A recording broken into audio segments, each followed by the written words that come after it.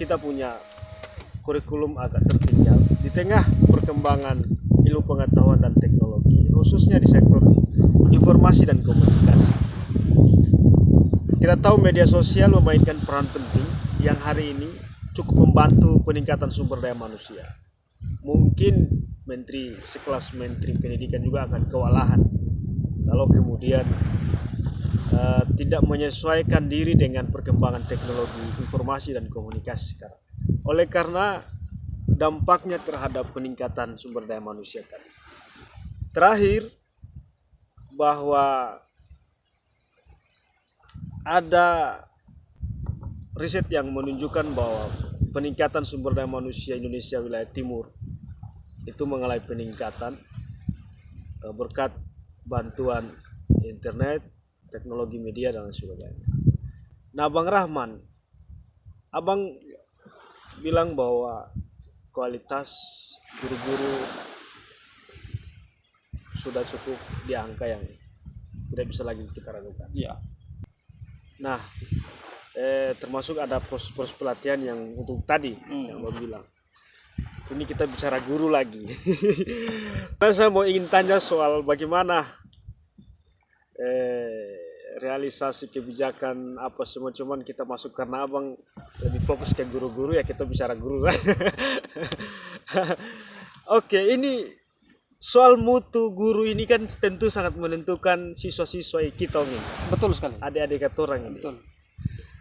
Bagaimana mau kebijakan Merdeka Belajar bisa terrealisasi dengan baik kalau kemudian akses internet loading, Ya.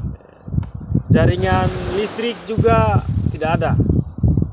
Bagaimana komputer mau hidup? Bagaimana Android mau bisa jalan atau laptop? Kalau ini nggak selesai, artinya ini nantinya kan berpengaruh di tadi itu Ya. prakteknya di lapangan. Ya. Menurut Abang gimana? Siapa yang harus bertanggung jawab? Ya, saya kira kalau soal itu tentu pemerintah yang harus bertanggung jawab berkaitan dengan fasilitas pendukung. Seperti yang saya bilang bahwa sekarang kan guru-guru perencanaan kinerjanya sudah berbasis elektronik. Ya, dengan kurikulum Merdeka ini kan, jadi semua sudah berbasis elektronik. Nah, bagaimana program ini bisa jalan kalau fasilitas internet yang kurang bagus? Jadi kita di teman-teman di selatan ini kan ada beberapa tempat yang sudah ada jaringan internet, tetapi itu loadingnya minta ampun kan gitu. Nah, yang kedua, jaringan listrik di sana kan belum ada. Jadi kira-kira kalau internet bagus, listrik tidak ada, lalu mau jalan bagaimana? Laptop kan butuh alat nih, butuh alat elektronik, laptop, Android misalkan. Kalau tidak listrik mau cok di mana? Kayaknya Pak Menteri harus jalan-jalan kita lihat supaya dia lihat langsung ya kendalanya apa program Merdeka Belajar itu atau gimana. Jangan hanya duduk manis di Jakarta, Ya. nggak tahu masalah di daerah. Betul sekali. Itu namanya tidak serius ya? Betul sekali. Lalu bagaimana pemerintah kabupaten? Apa perlu mereka melapor atau mereka gimana sih mereka ini? Kok Ya. itu masih bertahan terus? Iya, saya kira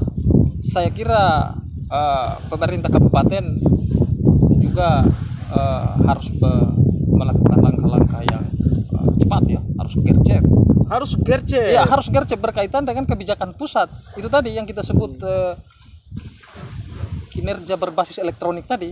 Yang butuh dua fasilitas sarana utama, yaitu listrik dan yang kedua Abang setuju nggak kalau kita demo Kementerian Pendidikan soal masalah kendala itu di Jakarta?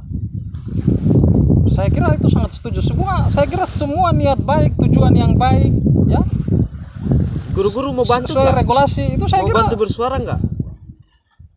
Ya, saya kira teman-teman guru akan bantu kalau soal hal-hal yang berkaitan dengan kemajuan daerah ini. Kita Kalau akan pemerintah bantu. kabupaten? Saya yakin juga. Yakin. Yakin Oke. karena yang saya yakini, Dinda Ali, saya yakini setiap eh, tujuan yang bagus, itu siapapun akan mendukung.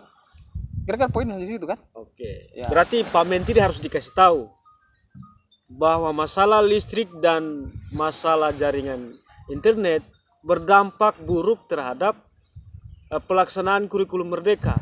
Ya, Harus betul. dikasih tahu di Taliabu ini. Ya betul. Harus, kalau Pak Menteri mungkin belum tahu ya itu Harus dikasih tahu. harus diberitahu bahwa Jangan dia duduk di Jakarta terus.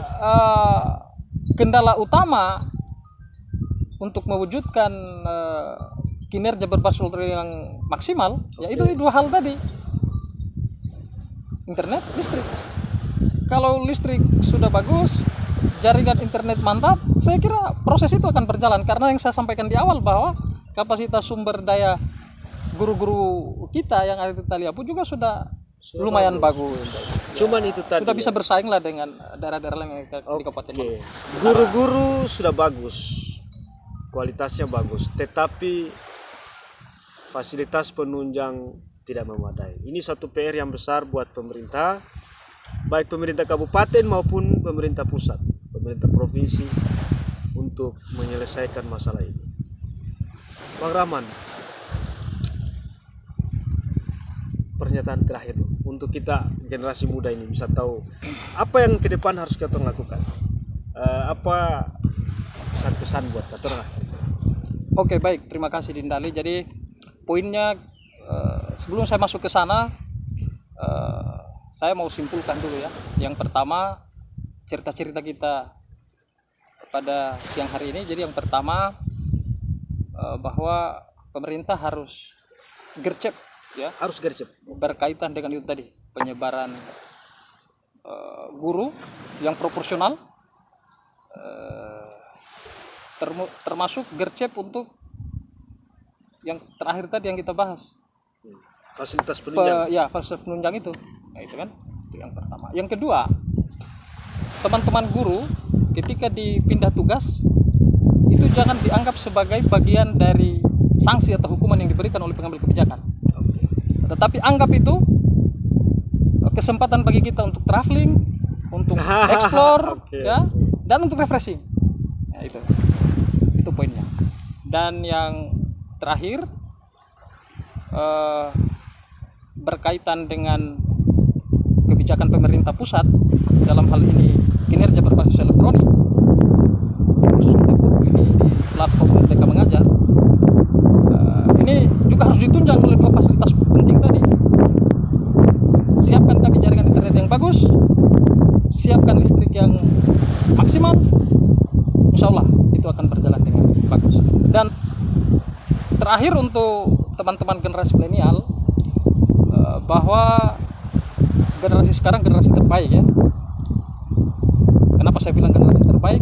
Karena cukup di dalam kamar ya, kita sudah bisa mengakses semua informasi yang ada di seluruh dunia